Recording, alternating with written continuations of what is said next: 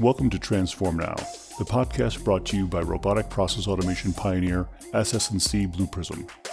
Digital transformation has the potential to reshape the way companies service their customers, engage their employees, and manage their operations.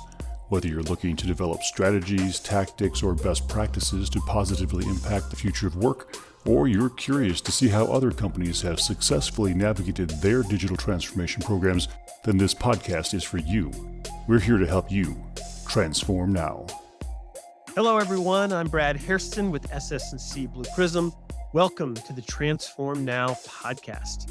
Today, I'm glad to have as my guest Michael Cups, EVP of Growth for North America at ActiveOps, a workforce planning software company and a Blue Prism Technology Alliance partner. Michael and I will be talking about how ActiveOps is helping service operations see further, know more, and move faster. Welcome, Michael. Why don't you start us off with an introduction? Yes, thank you, Brad. It's nice to be here and nice to be on the podcast. Yep, I'm Michael Cups. So as you mentioned, I'm EVP of Growth. We focus on North America and our customers and helping them grow and improve service operations. I've been in the tech industry for, hate to say it, 30 years, and I've seen a lot of different type of transformations over the time, from portals to websites to BPM and integration technology, et cetera. So I've kind of seen it all. I guess I've been through the trenches and really enjoying what we're doing now and look forward to talking about it. Thank you. Excellent. You left off the part about you being the host of your company's podcast. So that's right. We do have a podcast of our own called AO on Air, and you can find it on AO TV, which is on YouTube. And I enjoy talking to our customers and partners and so forth on that. It's just a great opportunity to learn more about individual stories. I did listen to a couple of them. They're very good. You're very smooth as a podcast host. I need to take some pointers from you. Well, Michael, you're in a space that is so relevant to the marketplace right now, and that's a major understatement, by the way, especially with all of the changing workplace dynamics and things going on in the economy globally. Managers of people certainly have to respond faster to changes. They have to maximize employee performance, and they have to do so without overworking them as well. As we know, employees are more prone than ever to walk off the job at the drop of a hat. So it's a complex environment, and I think you guys bring a lot forward to address that. So why don't you start us off by explaining what ActiveOps is all about? What does your product do? Yeah. So I think we've categorized ourselves, and in fact, I'm in Nashville this week at a conference called for workforce planners. We're in that workforce planning space. And what that really means is our products are looking at work, time, and people, right? And how to marry those three things to get the best outcomes for our customers. And so that's been a very popular thing in call centers over the years, but where we don't tend to focus on the call centers, we tend to focus more on the back office and very complicated work. And there's thousands and thousands of workers doing that. And there's interesting dynamics happening in that field today because labor market is tough. People are quitting. The pandemic changed the way they work and how they work. And so companies are really challenged with, they've got to still get the work done, because if you have a loan, you need servicing of that loan. If you have a claim or health claim, that you need servicing of that claim. And so what we help them do is marry those three elements of time, work, and people. You mentioned the pandemic. I saw a statistic the other day that 66% of employees in the U.S. now work remotely, which is unbelievable, at least part-time, that is. Yep. So how has this shift specifically impacted your business? So it's been fascinating because what essentially happened, if you think about operations and where you have you have managers managing 10 to 20 people, et cetera, they used to be all in line of sight, and it took those managers the sight away from them, right? So they can no longer see where people were, who's available to work, who can do something for me. It all disappeared.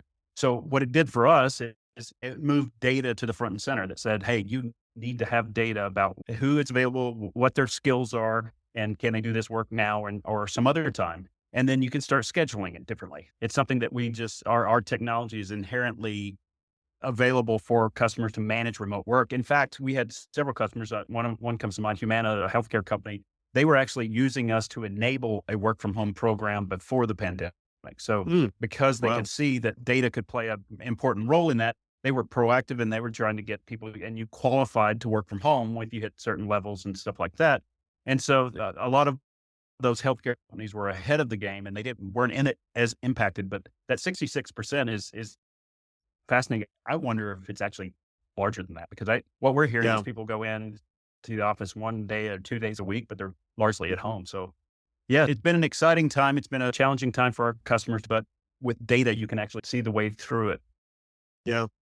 In what industries do you cater to? So banking is our number one service, and then insurance followed by that. And certainly in the US insurance. So the health plan payers are a big market. We do have some others. We have some utilities companies. We have some government employees, but most of our work is financial services. Okay. And who is your typical buyer within your customer base? Yeah. The benefactor of it and the buyer usually is the COO and down. So it's people that are running operations, because they have to get X amount of work done with X amount of people. And that's usually under the COO's watch. That makes a lot of sense. And I would assume HR leaders are also a big stakeholder group for you as well. Perhaps not a sponsor or a buyer, but your solution obviously has a big impact on employees, which they care about. Yeah. Well, let's dive a bit deeper into how you support workforce management, workforce planning for service operations. How does this specifically help your customers balance work with resources? Could you go into that for us? Yeah.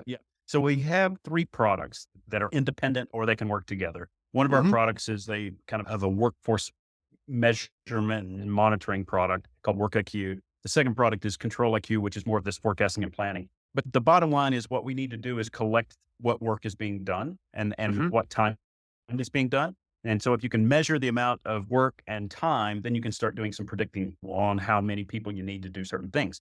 And in a lot of our service companies, they are dealing with a lot of repetitive work, right? So it's a loan adjustment, it's a change of address, or it's a process a claim, et cetera. And so once we start understanding the standard time of those activities, then you can start seeing how many people need to be involved to get that amount of inventory work. And the difference is workforce management is kind of an interesting thing, Brad, because workforce management and the call center is much different. And it's been around for years, and there's a lot of competitors in that product, in that space, I should say. But that's based on a queuing based system, right? So that means the next person calls in, somebody needs to be available to answer the phone. In the back office, it's more about inventory, and the first one in doesn't necessarily need to be the first one out. So what we help companies do is understand that inventory relative to the balance and meeting those SLAs. So it's a lot different because it's inventory based, and they may have a big backlog, they may have no backlog, but we can help them work through that work based on how many people they need at certain times. And then what's really interesting about it is in the back office, you can start sharing resources, right? So if address changes is an area that is underutilized, then take some of those people and move them to processing new claims or something like that. So it's that latent capacity and that sharing of resources that we really help them with. Interesting. And how do you help companies reduce attrition, which is such a huge problem, only getting worse? Yeah, attrition is an interesting thing. With one of our products, WorkIQ, it does monitor work. So people think, oh, immediately it's Big Brother. Well, guess what? That happens with every system you're on, that your IT team knows what you're doing. What WorkIQ does is it assimilates that data into useful formats. And one of those is well-being metrics. And particularly with the pandemic, we started seeing that people were staring at their screens for too long, not taking breaks because they were working from home. They wanted to show their manager that they were really working. And so they had this anxiety, but what we were seeing is burnout happening. So what we can do with the data is we can give that to the managers and to the employees about their work patterns. Are they spending too much time staring at the screen? Are they flipping through applications too often, which may mean they need training? Right? And so if you can use the data and you have the right coaching methodology, which we also do, then your managers now become an advocate for making that employee better, as opposed to just making sure they're working, right? Right. And when you start focusing on making that employee better at what they do, they're proud of their job and it reduces attrition. And attrition and absenteeism is just a massive cost for back office operations. And so if you can get a Yeah. handle on that, you can improve that. It just makes a significant difference. Mm. You mentioned the Big Brother complex, Michael. How do you avoid being perceived that way by the broader employee population? If you don't mind me sticking on that just for a moment, I don't want to belabor it, but this is something that you hear about and read about in the media quite a bit. We tend not to try to avoid it because the reality is, Brad, everybody's under surveillance, right? And so a lot of journalists, and I've done a few radio interviews where the journalists want to use the word surveillance as a bad thing. But if you think about going to an office, right? You swipe your card to get in the garage, you swipe your card to get in the door. They know when you log on to your computer, there's cameras everywhere. So you're under surveillance anyway. So the idea that we're measuring what applications you're doing on the desktop is really not a novel idea. I mean, IT organizations have been doing that for years. What we're doing now is taking that data and putting it into a way that becomes useful for the employee. We talked about attrition earlier. We talked about some of those things. And so if we can organize the data to say, this is a good pattern of behavior and making sure people are taking breaks, making sure people aren't working and staring at a screen too long, then you become a very useful thing. And what we hear a lot of times from our customers, from the end user, is that transparency frees them up because they're always worried about, does their boss know what they're doing? Well, transparency about what they did opens up a different line of communication. So a manager, instead of saying, what did you do today? They can say, how did you do today? How are you? And they can start talking about solving problems as opposed to, did you click on that? Did you do that and do that? Now, I wouldn't say from a Big Brother standpoint, we don't do screen capturing. We don't do key log or keystroke logging. That's not part of our deal. And because there's very private data, and that's not what we do. Fair enough. I know that ActiveOps also enables workforce management for case-based work and teams. What are some of the unique aspects of that scenario that you help companies address? Yeah, and this is really exciting, I think, because we launched this product last year, and it's an area that's never had the concept of workforce management. But there's so many case-based work. So think about in a bank, anti-money launderings, or in a healthcare, maybe Medicare claims evaluations and things like that. So this is work that doesn't follow a standard process. It doesn't go A, B, C. It may have ad hoc. It may be multiple players involved. It may involve a phone call. It may wait for an email. There's just ad hoc processes. And there's never been a workforce management system to measure that. And we're really excited about this because we can actually show you the flight path of a case. And no matter how many people interact with that case, it's a really interesting thing because this is a very expensive area of both operations. And for us to actually start giving you metrics about, the progress tracker, understanding where your cases are, where are you relative to your SLAs with these cases? Because a lot of these cases have either regulatory fines or other aspects of it. And so that whole case management area has just been a black hole. There's great case management providers, out there that have case solutions, but what they're not doing is showing the metrics and the planning around how to meet that demand. It's really fun. That's a really exciting area for it. Yeah. Michael, how do you help companies improve employee productivity?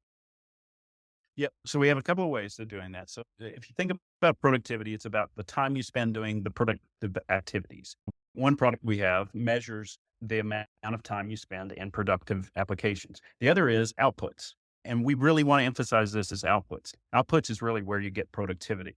And so we can measure those outputs. And Blue Prism is one of the partners that we have that helps us understand that as well. And so when you can see the output per individual based on time and the applications they're using, then you can start stitching together that productivity model. Okay. So let's talk about the synergies that ActiveOps can have with robotic process automation. As you were describing how ActiveOps manages workloads and allocates human resources against that work in the most efficient manner, I could not help but think of our digital workers and how we balance their capacity against work and inventory, as you described it. So many parallels, no doubt. So tell us, how does RPA complement your workforce planning capability in ActiveOps?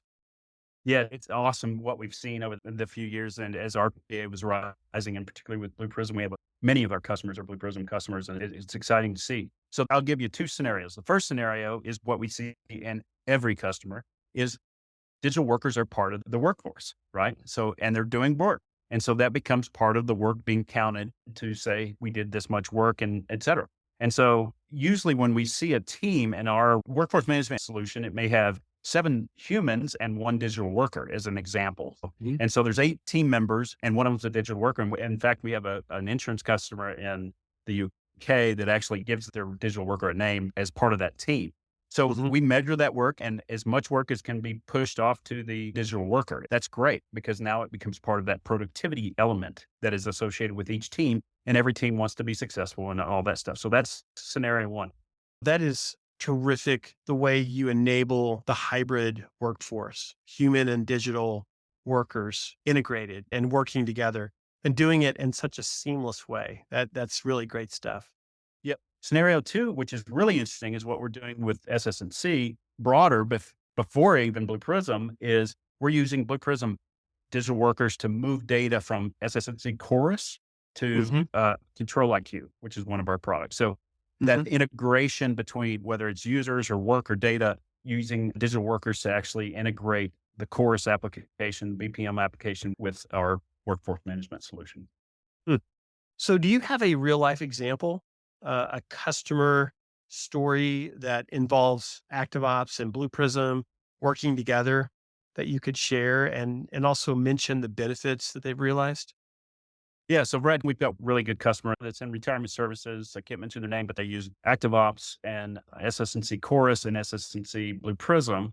And they've actually, in the first year, they saw over a 20% productivity gain. And they were able to share resources, about 50% of the resources sharing to get them on the right team, doing the right things at the right time. And that goes hand in hand with the digital workers. So it's a fantastic success story. I love that that story involved BPM as well. It's really great to hear that a mutual customer is leveraging all three capabilities together to make their workforce more effective. So, Michael, one more question for you today. What does the future look like for ActiveOps? How do you expect your product to evolve? Well, I mean, I think everybody's talking about AI, right? Everybody's talking about Mhm. what that's going to be, and so we've already been applying it. We've got a partnership with the University of Reading in the UK, and we've been doing some studies around using AI for smart planning. So, can we get more accurate forecasting and plans for your amount of people and the amount of work, et cetera? And they're going amazingly well. So that smart planning is the first thing, and then we're also Yep. doing it with skills matrix. So now, can we understand skills within your organization? If we can apply AI to that and say, okay, here's all the skills you have, and now we can look at the work that you have and apply that to and make sure it gets to the right skill set. So really AI is where we're headed. The casework that you mentioned earlier is also something that we're very proud of, and we see a big, vast future with that. But it, certainly interjecting AI, and I'm guessing at some point we'll have our own little co-pilot where a manager could ask the assistant for some advice. I especially like the idea of the skills matrix. We are definitely in an era where the skills required to do work are shifting across all functions and industries. And I can see how a matrix like that will be critical to making sure that employee skills are tracked and managed correctly. And as you described, used to allocate work to the right resource. That will be a really nice addition to your platform. Well, I've got to say, I'm very impressed with everything you've shared about ActiveOps today, Michael. The 360-degree view of operational data that you provide to managers to enable them to plan and manage their workforce in the most efficient manner is really compelling. I'm not sure how companies in today's economy can survive without it, with all the rapidly changing business requirements, changing regulatory requirements, remote work, changing employee expectations, all of that combined, I think really makes your product so valuable. I love the synergies that it has with the digital workforce as well. So thank you for coming on the podcast today, Michael. I really appreciate you being here. Yeah, and thank you so much for having me. We are very excited to be on your digital exchange and part of your TAP program. And we do see that the combination of Blue Prism digital workers and human workers and the balance of all that. And we're really excited to help leaders understand and perform better based on all of those. And we think that the combination of what you guys are doing and what we're doing is really a magnificent thing for customers. Thanks again, and all the best. Thanks for tuning in to Transform Now. For more insightful discussions on digital transformation and more, check out our podcast channel where you'll find all of our previous episodes. And to make sure you never miss an episode, subscribe to the show on your favorite podcast player. And if you like what you've heard, please leave us a review. For more information about digital transformation and the future of work, check out blueprism.com to learn how SS&C Blue Prism's digital workforce is enabling enterprise transformation now.